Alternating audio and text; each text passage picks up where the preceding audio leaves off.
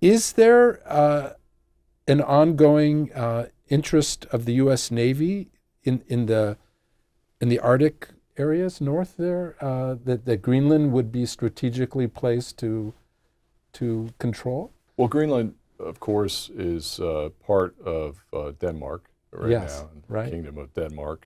Denmark is a NATO ally, Yeah. and when you look at their contribution to the alliance, they've increased defense spending, but one of the things that people may not know is in Iraq and Afghanistan, the Danes lost more troops per capita than any other nation, including our own.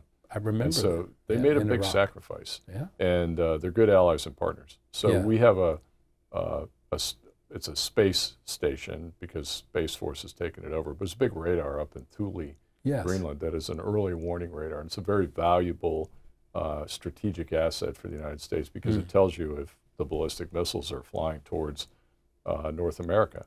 Yeah. And it's always been that way. So, but it's something that governments need to work out between themselves, and I think that we'll probably do that. As far as me, I'm a submariner. I deployed to the North Pole the first time in June of 1985. Wow, And, I did not know yeah, I'll that. show you my picture. It's we surfaced at the North Pole for about 24 hours. Geographic North Pole. Went out in our exposure suits. We candy striped the periscope, so it looked like it was Santa Claus's headquarters.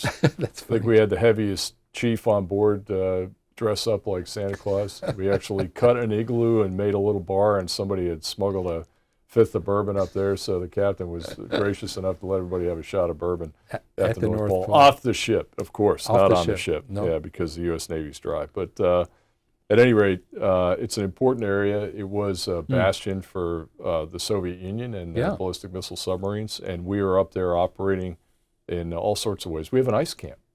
U.S. Navy runs an ice camp. The Arctic is, it's not a U.S. lake, it's not a Canadian lake, it's not a Russian lake.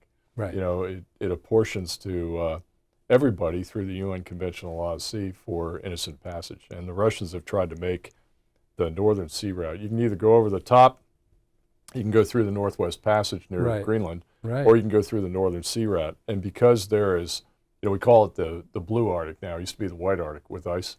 And the one thing that struck me when I was up there is I saw plastic in the water. So with the Gulf Stream and, you know, irresponsible shipping coming over the top of the pole, they'll throw trash overboard. The U.S. Navy doesn't do that. Right. We have strict regulations on that, but that doesn't do any good for the environment. So the things I noted in a hiatus of 16 years where the Russians were back, there was much less ice, and we had an environmental concern. And so it is a very important area. However, again, where are the U.S.'s priorities right now? Ambassador James Foggo, it's a pleasure working with you, and thank you for your time.